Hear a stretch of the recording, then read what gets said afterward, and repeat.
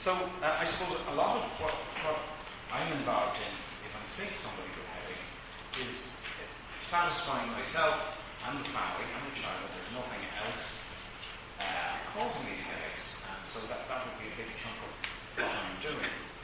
A lot of people get diagnosed with sinusitis, and it's very common going through family histories to have people say, I say they're in migraine in your family, and they say, well, no, I had headaches, but they're sinusitis, or my auntie had it. And you go through the headaches, no, it doesn't sound like sinusitis at all. And generally, sinusitis is a very overdiagnosed cause of headache, particularly chronic recurring headaches are rarely due to sinusitis, though an acute sinusitis can give you a headache.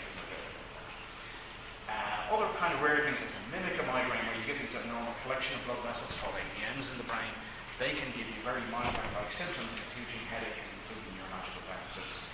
We're ultimately concerned about missing one of those, but they are really very rare. Obviously, issues like brain tumours, that's what's usually at the top of every parent's mind coming to a child with chronic headache. Other things like water on the brain, hydrocephalus, which is easy enough to diagnose and sort out these things. There's a condition called benign intracranial hypertension or idiopathic intracranial hypertension, where there's high pressure in the spinal fluid in the brain. That can be easy to diagnose. It's quite difficult, and it's in the moderate end of the range. Unfortunately, the only way to diagnose this is to do a lumbar puncture, a spinal tap, and you put a needle in the back and you measure the pressure in the spinal fluid. And even then, it can be a little bit difficult if you're in one of these forward-running areas. But you don't want to miss it either if that's the cause of the headache. So it's one of those things that we spend a bit of time on. Again, the story, I won't go through the different features of these things. High blood pressure very rarely causes a headache in children. I have seen it occasionally. I've rarely seen unusual disorders of metabolism in children presenting with headache. That has happened, so I'm alerted to that.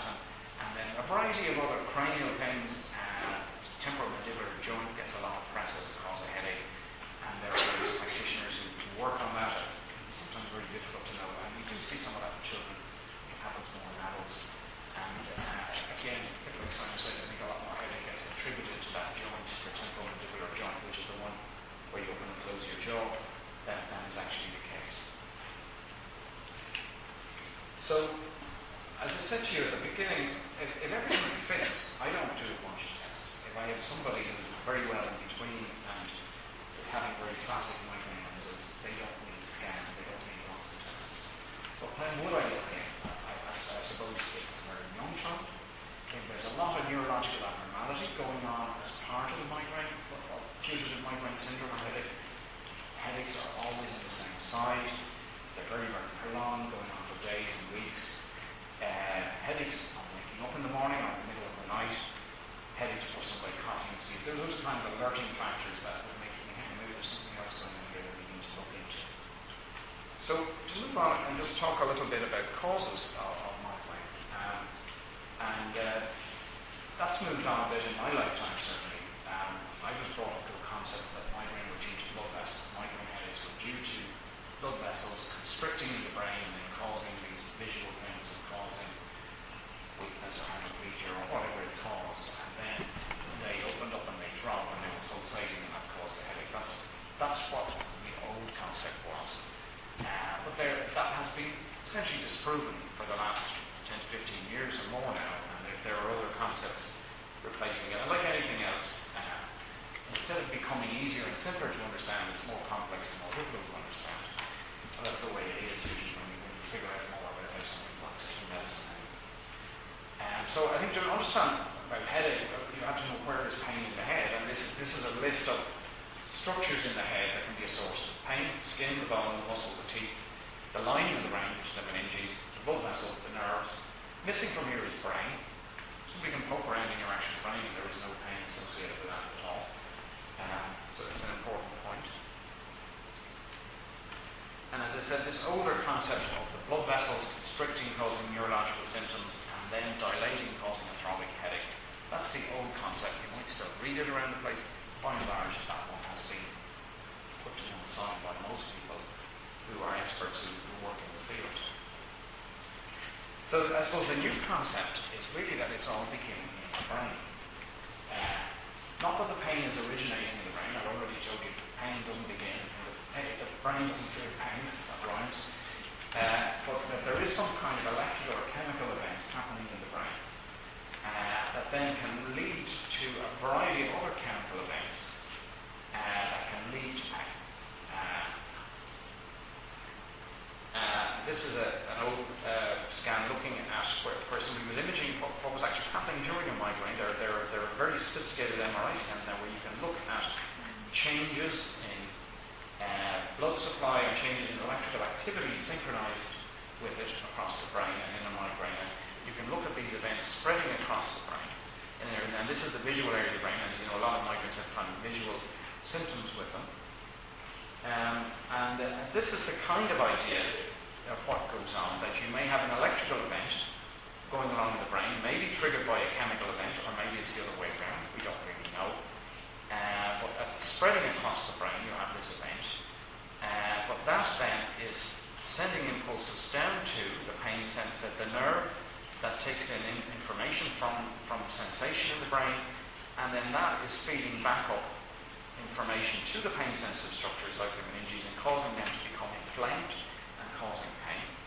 And that would be the more common concept of what happens in the migraine. It's beginning in the brain, it's electrical, it's chemical, there are chemical and electrical factors in it, but ultimately that is resulting in pain.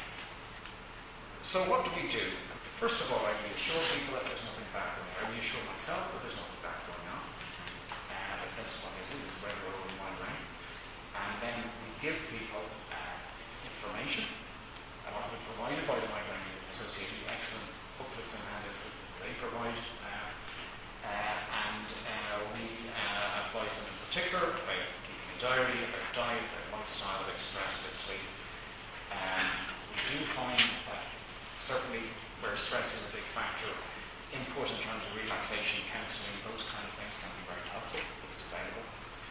And very rarely then do we go down the medication route in terms of prevention. Certainly very, very rarely in children. When we do advise about acute use of pain medicine and acute use of acute migraine medicine. So, you know all about this, and I wouldn't spend a lot of time on diet.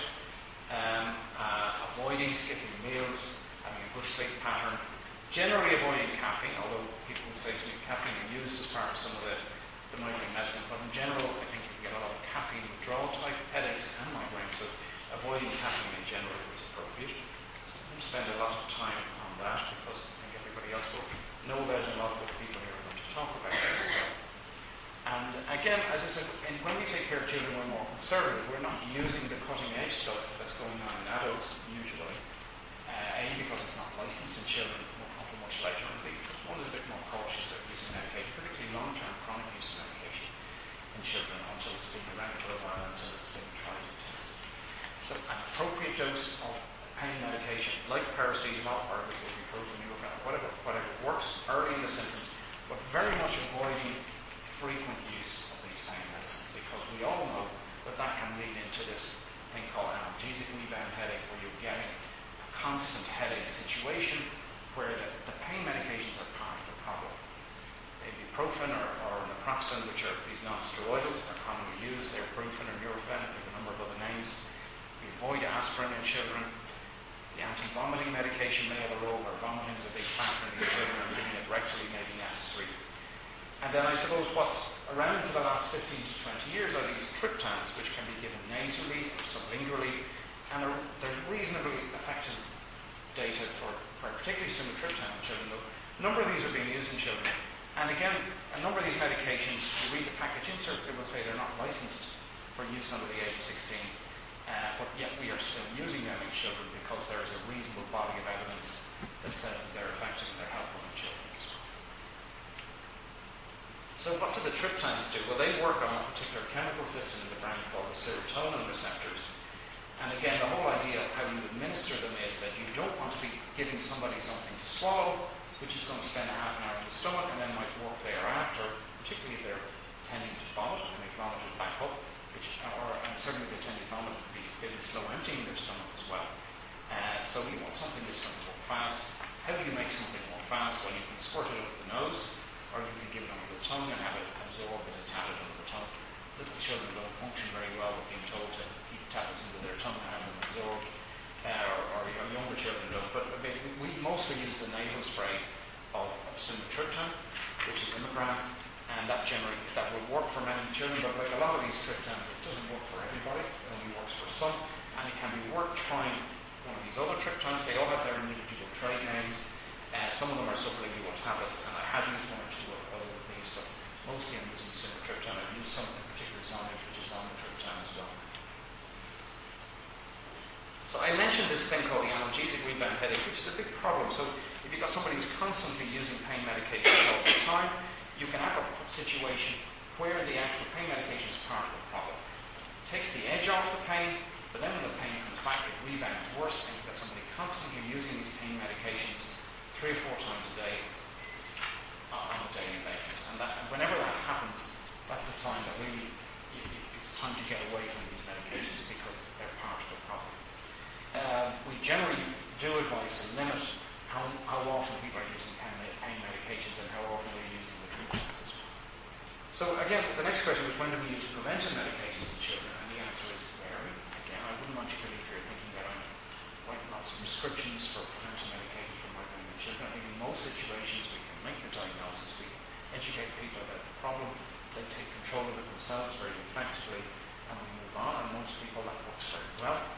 But if we have somebody who, in spite of all those measures, is missing a lot of school, is missing a lot of social or sports activities, and is made totally miserable by frequent severe headaches, I think those children may benefit from preventive medications. And I suppose the one that we use mostly is pizoxafen, which is Migraine. We do sometimes use the beta blockers. I rarely now use these drugs called calcium channel blockers, but there are certain anti-epileptic medications that can be very effective also for migraine. And they include in particular topiramate, which is Topomax, or some of these other ones as well I have rarely used. So I have, in particularly severe difficult cases, I've gone down the list and gone into a number of these medications. So by and large, it's good news for children with migraine. Most of them will get better, certainly 50% will. Girls, unfortunately, are more likely to have it continue through their lifetime, post-puberty, and 60% of women may relapse when they're older, and more likely to persist through adulthood. So it's common in children.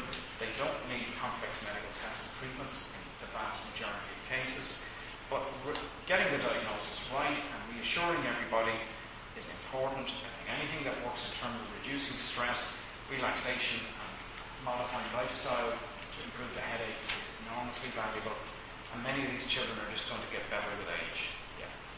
Thanks very much.